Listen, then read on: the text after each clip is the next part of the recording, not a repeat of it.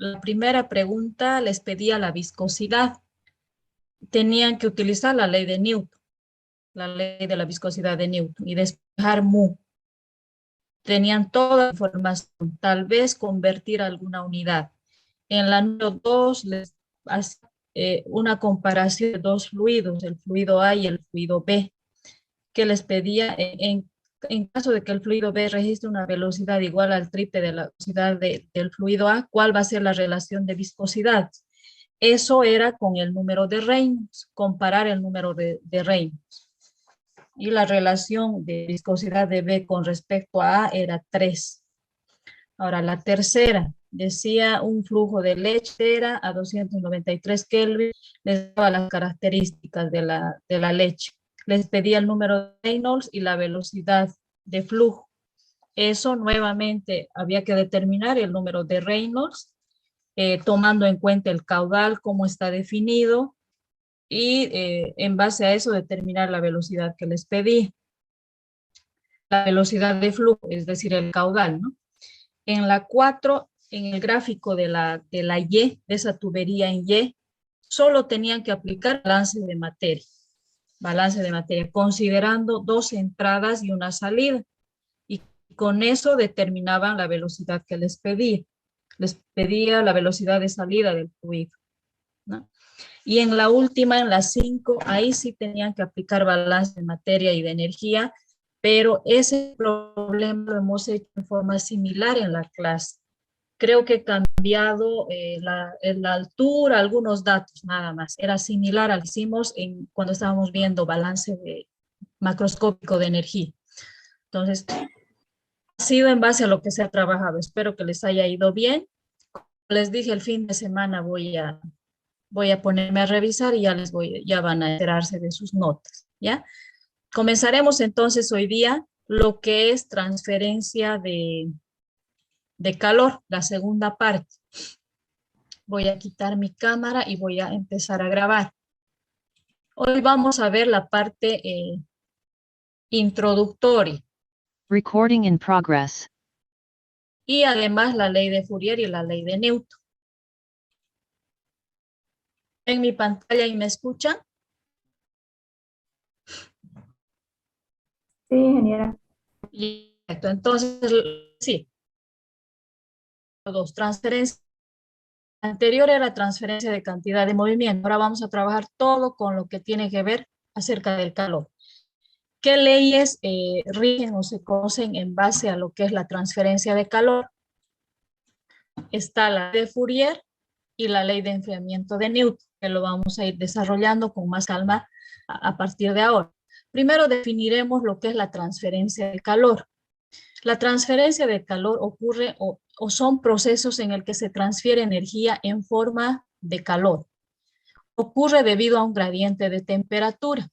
Pero ¿qué característica tiene ese gradiente de temperatura? Se va a transferir el calor del cuerpo de temperatura al que tiene menor.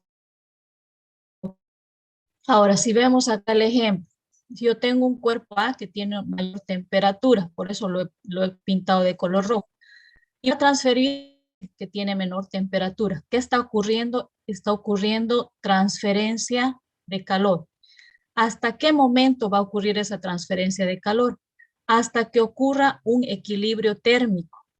¿A qué nos referimos con equilibrio térmico? Quiere decir que tanto el cuerpo A como el cuerpo B van a tener la misma temperatura, ¿no? Entonces, a eso nos referimos cuando hablamos de transferencia de calor. Ahora, ¿qué mecanismos existen para la transferencia de calor? Son conocidos 3 tipos de mecanismos: la conducción, la convección y la radiación. ¿En qué consiste la conducción? Existe transferencia de calor por contacto. Si yo acá observo este gráfico, estoy viendo que hay una vela encendida y tengo un metal. El metal lo estoy agarrando con la mano. ¿Qué va a pasar? Cuando empieza a calentar este metal, el calor se va a transferir de manera que va a llegar hasta la mano, ¿no? Entonces, ¿y qué quiere decir esto? Que la transferencia de calor está ocurriendo por contacto, porque yo estoy tocando ese cable o ese alambre. En el caso de la convección, ¿cómo ocurre la transferencia de calor? se ocurre mediante el movimiento de materia. Si nos basamos nuevamente en este ejemplo, acá ustedes pueden ver que puede ser una olla en la hornilla de la cocina. ¿Qué ocurre entonces? Se va a ir calentando, pero el calentamiento va a empezar de abajo hacia arriba. Por lo tanto, ¿por qué va a ocurrir eso? Por el movimiento de la materia o del fluido, ¿no? En cambio, la radiación ocurre, o esta transferencia de calor ocurre por ondas electromagnéticas. Ustedes en alguna oportunidad han debido encender una fogata. Entonces, ¿qué sienten? Cuando se sientan al lado de la fogata, sienten que se están calentando, pero sin tener contacto ni nada. Entre medio, ¿qué está ocurriendo? Hay ondas electromagnéticas. Por eso inclusive el calor del sol nos llega a la Tierra. O sea, entre el sol y la Tierra, entre ese medio, hay sector donde existe un vacío, no existe ni aire ni nada, pero sí se transfiere el calor, ¿no? Entonces, y lo importante es que este tipo de transferencia de calor por radiación ocurre mediante ondas electromagnéticas, ¿ya? Otra característica de la conducción, pues, o cómo se lleva, cuál es el mecanismo de transferencia de calor por conducción.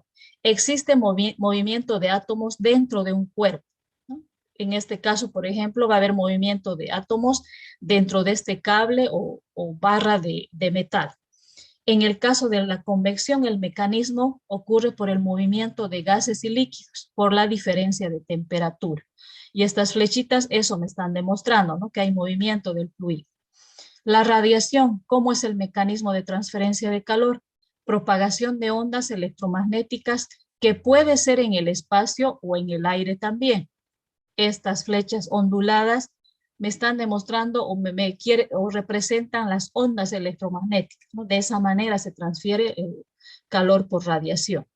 Entonces, en esta materia lo que vamos a abarcar es tanto la conducción como la convección, principalmente esas dos formas de transferencia de calor. Comenzaremos con la conducción. Ya dijimos y lo vamos a volver a recalcar. Es un proceso de transmisión de calor basado en el contacto directo entre los cuerpos. Se produce debido a la vibración molecular. Ahora, se relaciona con el paso de energía a través de un sólido o de un fluido, pero que se encuentra en reposo. Las aplicaciones típicas de lo que es la conducción incluyen los calentadores que están en contacto directo con los materiales que queremos calentar. Ahora, ¿cómo podemos explicar gráficamente el mecanismo de transferencia de calor por conducción? Acá en la gráfica podemos ver, tenemos una pared y en el lado izquierdo tengo una temperatura T1, que es la temperatura más caliente, y T2 es la temperatura más fría en el otro extremo de la pared. ¿Qué propiedad me permite que exista transferencia de calor sobre esta pared? La conductividad térmica, ¿no? Y ¿de dónde a dónde va a existir la transferencia de calor? De la temperatura más caliente a la más fría. Por eso esta flecha, ¿no? El flujo de calor siempre va del de mayor temperatura al de menor temperatura. Y como les decía, T1 es la temperatura caliente y T2 la temperatura fría. La conductividad térmica está acá. Es una propiedad que lo puedo encontrar en tablas, en el manual de Perry que yo les he mencionado. Ahí pueden encontrar esta conductividad térmica dependiendo de qué material se trata y a qué temperatura quiero determinar esa conductividad térmica. También se han hecho predicciones teóricas, se han calculado y se han hecho experimentaciones para determinar esa conductividad térmica, esa propiedad. Acá vamos a definir mejor lo que es la conductividad térmica. Es una propiedad física de los materiales. ¿Qué mide? Mide la capacidad de conducción de calor. Se simboliza con la letra K minúscula. Si yo hago un análisis dimensional de la conductividad térmica, se mide en vatios sobre metro por Kelvin. Esas son las unidades de la conductividad térmica. Ahora, tomando en cuenta la conductividad térmica, podemos decir que los metales son buenos conductores del calor. No por nada tenemos cableados en los domicilios, pero están protegidos. Uno por la corriente eléctrica y otro porque también calienta el cable, ¿no? Por esas dos razones. Otra característica, los vidrios, las cerámicas y los plásticos frecuentemente se usan como aislantes térmicos. ¿Por qué? Porque tienen una conductividad térmica bajísima. Y los gases en general son malos conductores del calor o de la energía calorífica. Ya, entonces, la conductividad térmica está relacionada con el flujo de calor mediante la ley de Fourier, denominada ley de Fourier o de la conducción de calor. Si yo observo acá este gráfico, ¿qué tengo? Tengo una temperatura sub 1, que es la temperatura caliente, T sub 2, que es la temperatura fría. Acá ustedes pueden ver con una flechita A. ¿Qué quiere decir? Que la transferencia de calor se va a efectuar en esta área vertical. ¿Y en qué sentido? Desde la temperatura caliente a la temperatura fría, ¿no? El grosor de esta mi pared o de esta barra es un delta X. Entonces, ¿qué dice la ley de Fourier?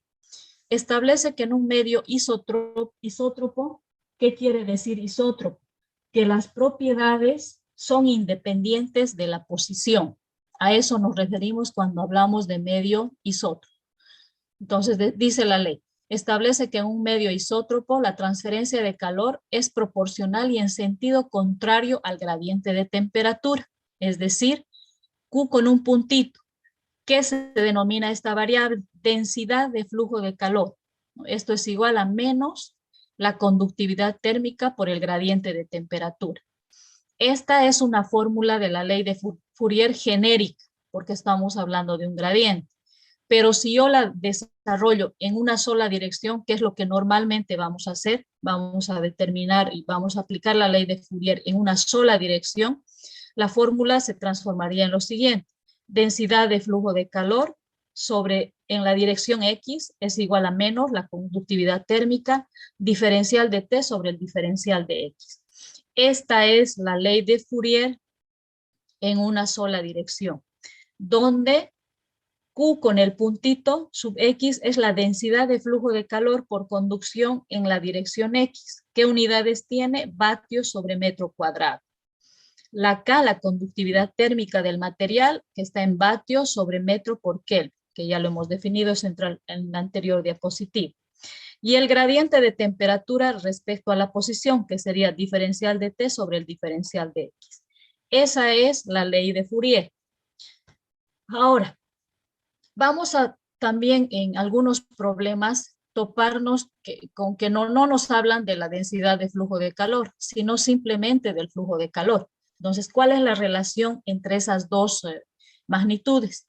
Q con un puntito mayúscula es igual a por Q minúscula. Q minúscula es la densidad de flujo de calor en vatios sobre metro cuadrado. Y Q mayúscula es el flujo de calor solamente en vatios. A me representa el área de transferencia de calor. Si yo retrocedo y veo esta mi gráfica, ¿cuál área consideraría para la transferencia de calor? Va a ser esta área vertical, ¿ya? Entonces, esa es la forma de relacionar la densidad de flujo de calor con el flujo de calor solamente, mediante el área. Vamos a hacer un problema de aplicación sencillo, ¿no? Sobre la ley de Fourier. Me piden acá la medición de la conductividad térmica. ¿Qué dice el problema? Dice, se encontró que un panel de plástico de área 1 pie cuadrado y espesor de 0,252 pulgadas conduce calor a razón de 3 vatios en estado estacionario. ¿Qué quiere decir estado estacionario? ¿Quién me dice?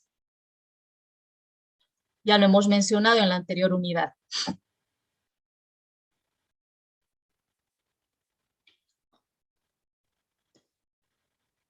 Estacionario quiere decir que las propiedades no cambian con el tiempo, ¿no? Entonces me está mencionando eso, que está en estado estacionario con temperaturas de 24 grados Celsius y 26 grados Celsius, impuestas sobre las dos superficies principales, es decir, sobre esta pared y sobre esta otra pared.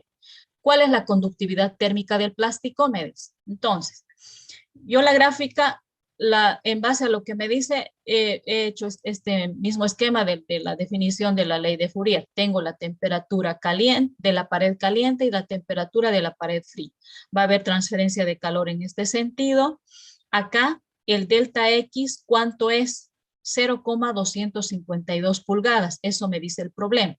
Pero yo voy a trabajar en el sistema internacional. Entonces he llevado a metros, 0,0064 metros. El área me da como dato.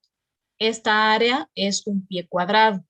Lo llevo también a unidades del sistema internacional, 0,0929 metros cuadrados. ¿Qué información más me da? Me da el flujo de calor, que son 3 vatios, y las temperaturas fría y de la pared fría y de la pared supuestamente caliente, que no es mucha la diferencia. Como es un plástico, es obvio que la diferencia de temperatura no va a ser grande, ¿no? Entonces T1 es 26 grados Celsius y T2 es 24 grados Celsius. Si yo determino el delta T, no se olviden que el delta T siempre tomamos en cuenta la temperatura final menos la inicial, ¿no? Entonces, acá yo restaría 24 menos 26, me va a dar menos 2 grados Celsius. Cuando es un delta T, una diferencia entre dos temperaturas, los grados Celsius son equivalentes a los Kelvin. Por eso acá no he hecho ninguna transformación, porque yo estoy trabajando, como les decía al principio, en el sistema internacional. Entonces, quiero la temperatura en Kelvin.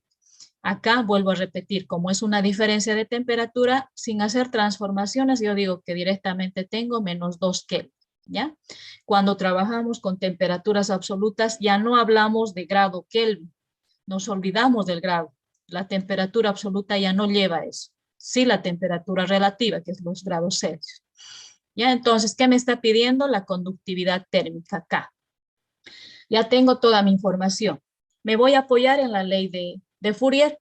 ¿Qué dice la ley de Fourier? Densidad de flujo de calor es igual a menos K, diferencial de T sobre el diferencial de X. Pero yo acá no tengo la densidad de flujo de calor, sino el flujo de calor solamente Q. Entonces voy a utilizar esa otra formulita que les di en una anterior diapositiva, donde tengo que flujo de calor es igual al área por la densidad de flujo de calor. Si yo quiero despejar solamente la densidad de flujo de calor, voy a tener flujo de calor sobre el área. Eso es lo que he hecho acá, ¿no? En lugar de densidad de flujo de calor, lo estoy expresando como flujo de calor sobre área. Menos K, el delta T sobre el delta X. Ya no estoy utilizando diferenciales, sino los deltas, tanto en la temperatura como en la X. Y despejo K. Al despejar K voy a tener este signo, si quiero despejar K, el signo primero lo voy a llevar al otro lado. Se mantendría este término, Q sobre A. Y el delta T sobre el delta X se va a invertir. Eso es lo que he hecho. Ya tengo despejado mi conductividad térmica. Reemplazo mis datos. La conductividad térmica va a ser igual a menos. El flujo de calor son 3 vatios que me decía acá. El delta X es 0,0064 metros. El área, que lo hemos llevado a unidades del sistema internacional, 0,0929 metros cuadrados. Y el delta T, que es menos 2 Kelvin, ¿no? Entonces, reemplazo todo y hago operaciones. Acá se va a ir 1 metro, con este va a desaparecer. Mi conductividad térmica entonces es igual a 0,103 vatios metros por Kelvin.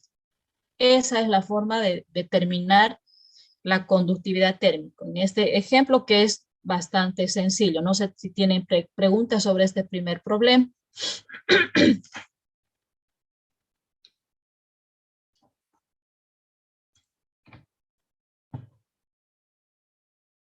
Ya, entonces continuaremos. Hasta ahí hemos visto entonces la ley de Fourier, ¿no? La ley de Fourier. Ahora vamos a ver, y obviamente lo que es conducción. Ahora vamos a entrar a lo que es la convección, al otro tipo de transferencia de calor. La convección es un proceso de transmisión de calor a través de un medio y no por contacto directo. Esa es la diferencia con la conducción. Se produce debido al movimiento del fluido. Va a ocurrir entonces cuando exista movimiento del fluido. Se relaciona con el paso de energía a través de un fluido. Este método es comúnmente utilizado para el calentamiento de fluidos o gases y también para la aplicación más frecuente de elementos y conductos tubulares eléctricos. Posteriormente, ya cuando vayamos terminando esta parte de transferencia de calor, vamos a ver intercambiadores de calor, que es la mayor aplicación de la convección, ¿ya? Entonces, eso es lo que se refiere a convección. Ahora, ¿cómo se da el mecanismo de transferencia de calor por convección? Acá yo he puesto la misma pared, pero me voy a olvidar, o sea, no quiero ahora analizar la transferencia de calor en la pared, sino la transferencia de calor con el medio ambiente. Esto es el medio ambiente. Medio ambiente. Entonces, ¿qué tengo que analizar? Tengo una temperatura en la pared en el borde de mi pared, que le voy a denominar T de la superficie. Y tengo otra temperatura del medio, que le voy a denominar T sub A, temperatura ambiente. ¿Cómo se va a producir o por qué razón se va a producir la transferencia de calor? Debido a este coeficiente de convección, H, ¿no? Que lleva ese símbolo, H. Entonces, H es el coeficiente de convección, también se denomina coeficiente de película o también coeficiente de superficie. Este coeficiente de convección depende de las propiedades del fluido, de la geometría y de qué dinámica o qué características tiene el sistema, ¿ya?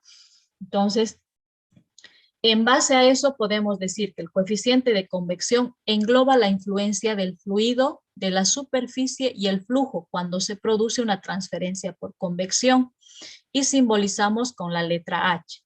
¿Qué dimensiones tiene H? Vatios sobre metro cuadrado por Kelvin. Si quieren, hagamos una comparación en este momento con la conductividad térmica. ¿Cuál es la diferencia?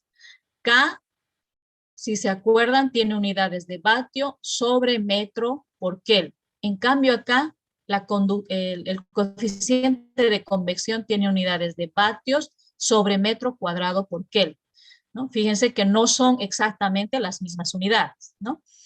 Ahora, depende también este coeficiente de convección de otros parámetros. Entre ellos, y uno de los más importantes es de que se trate de qué tipo de convección se trata. Si se trata de convección natural o convección forzada.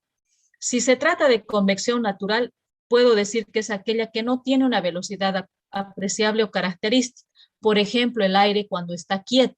En este momento ustedes, si están en su dormitorio, en la sala, dentro de su casa, el aire está quieto, ¿no? Entonces la convección se está produciendo por convección natural.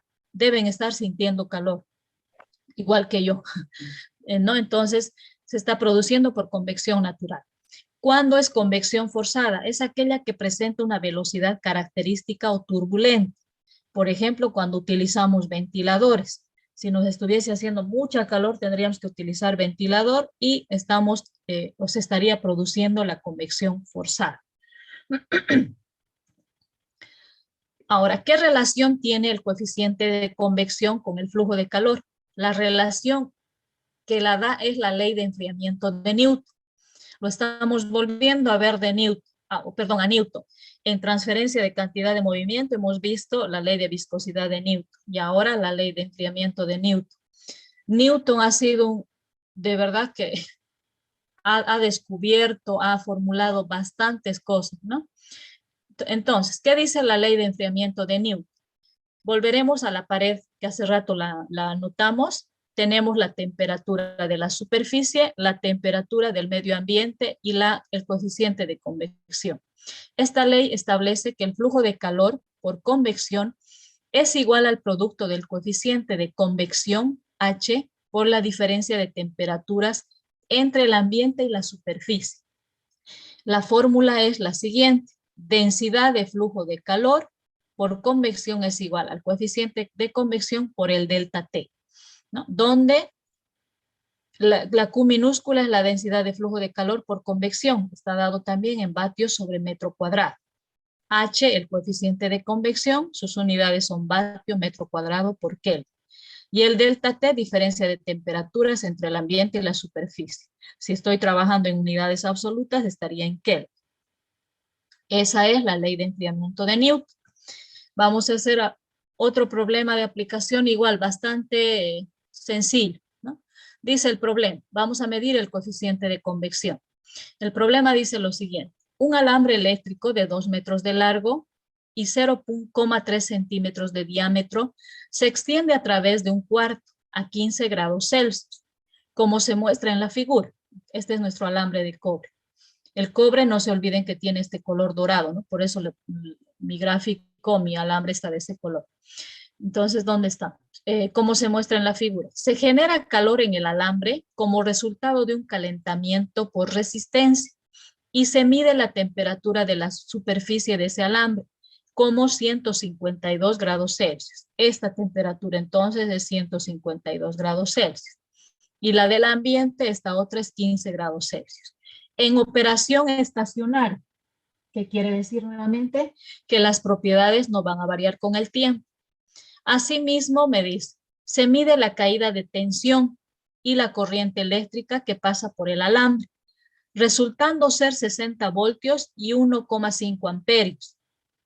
Esto lo han debido ver en física 3, o lo están viendo. ¿Están llevando física 3? Jóvenes. Ya se pasó, ingeniera, sí, del anterior Ah, ya, semestre. perfecto. Entonces ya saben. Resultando entonces ser 60 voltios y 1,5 amperios respectivamente. Descartando cualquier transferencia de calor por radiación, determina el coeficiente de transferencia de calor por convección entre la superficie exterior del alambre y el aire que se encuentra en el cuarto. Entonces me está pidiendo, en otras palabras, hallar H. Yo voy a graficar nuevamente mi alambre de cobre, tengo la temperatura de la superficie del alambre y tengo la temperatura ambiente. ¿Qué datos más me da? Me da esta longitud, que son 2 metros. Me da el diámetro que es esto, 0,3 centímetros. Yo lo he llevado a metros. La temperatura ambiente 15 grados Celsius, la temperatura de la superficie 152 grados Celsius. Si yo determino el delta T, tendría 137 grados Celsius, o lo que es equivalente a 137 Kelvin, lo mismo. Ahora, acá me da el voltaje y me da la corriente para determinar el coeficiente de convección. Estas dos variables me podrán permitir determinar el flujo de calor. Sí. ¿Por qué razón? Porque según el efecto Joule, es decir, cuando pasa corriente eléctrica sobre un cableado, va a haber disipación de energía en forma de calor. Y eso me dice el efecto Joule, ¿no? Entonces, y define el flujo de calor, que es igual a la corriente eléctrica por el voltaje. Entonces, esta fórmula me va a permitir determinar el flujo de calor. Tengo el voltaje y tengo el amperaje. Entonces, el flujo de calor va a ser igual a 1,5 amperios por los 60 voltios. Y Q es igual a 90 vatios. Ese es el flujo de calor que se está disipando por este alambre de cobre. ¿Qué más voy a necesitar para hallar esta constante H? Como acá tengo solamente flujo de calor y la ley de Newton me define densidad de flujo de calor, entonces me va a hacer falta el área por donde se está transfiriendo calor. ¿Cuál va a ser esa área? Esa área va a ser igual a todo esta horizontal. La transferencia de calor se va a llevar a cabo por todo esto. Entonces, ¿a qué va a ser igual su área? A 2 pi r al perímetro de esta circunferencia por su longitud, 2 pi r por L. Pero como mi dato es el diámetro, voy a anotar la fórmula del área en función del diámetro, que sería pi por d por L.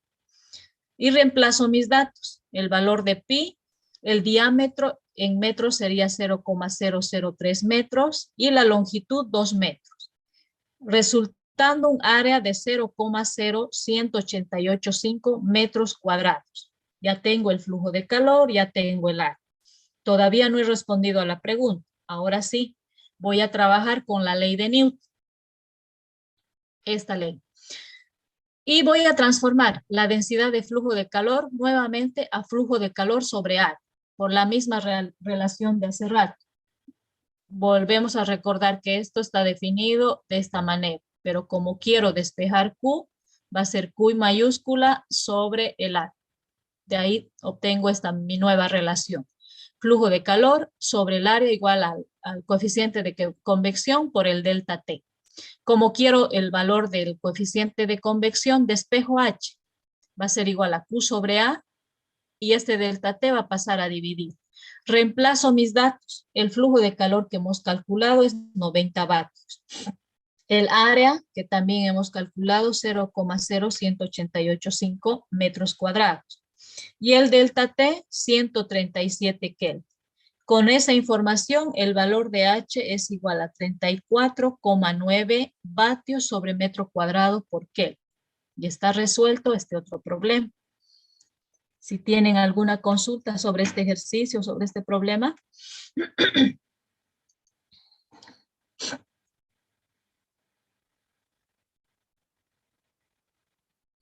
Ya, entonces hasta acá hemos visto en forma independiente lo que es el coeficiente de convección y la conductividad térmica, ¿no? O conductividad, la K y la H, en otras palabras.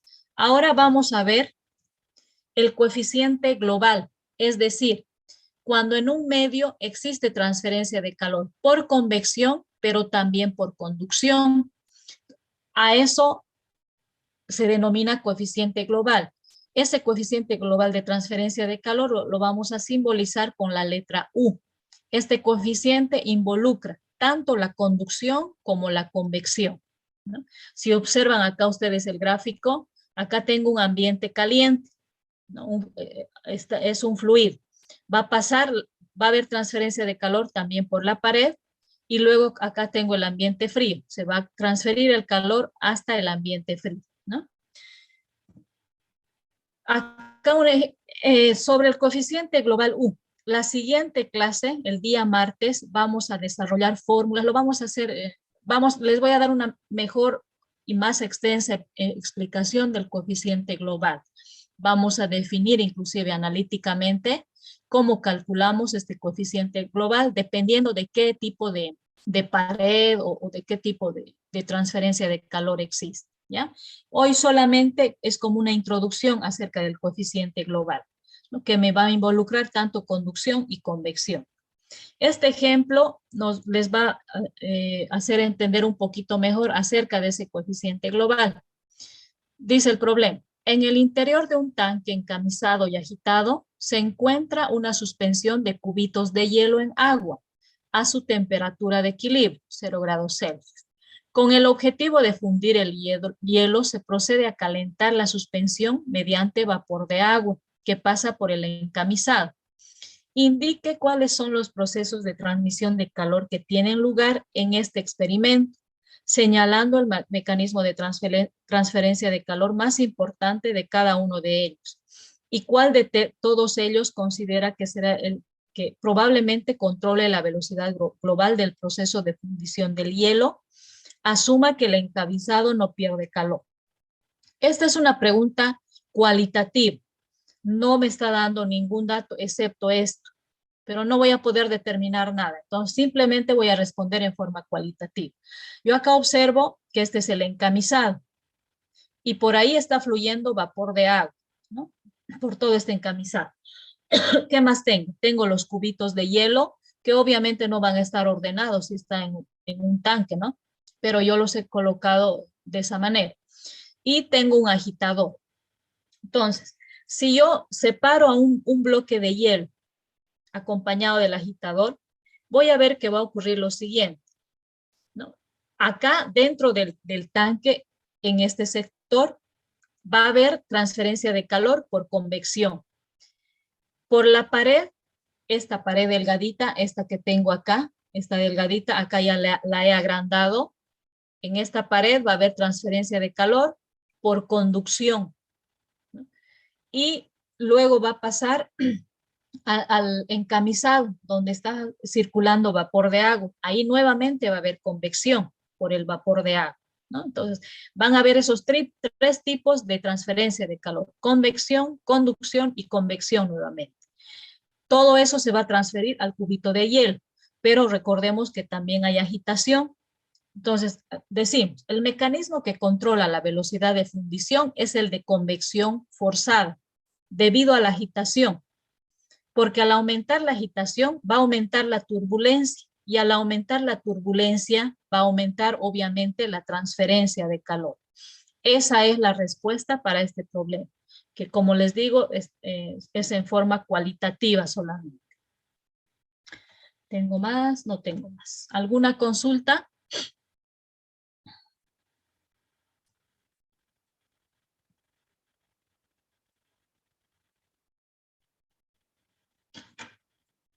Ya, jóvenes. Entonces, a ver. Voy a dejar de grabar Recording stopped. y voy a dejar de compartir. Con eso, entonces, estamos empezando nuestro avance de transferencia de calor. Como les decía, la siguiente semana, el martes, vamos a trabajar con el coeficiente global, pero ya en forma cuantitativa. Ese último ejemplo ha sido cualitativo, ¿no? Vamos a ya ver formas de determinar ese coeficiente global. No sé si tienen algo que consultar. Si no, terminaríamos acá. Nos vemos el día martes, aunque la siguiente semana es el aniversario de su carrera de ingeniería química. ¿Qué día es? ¿Quién se acuerda?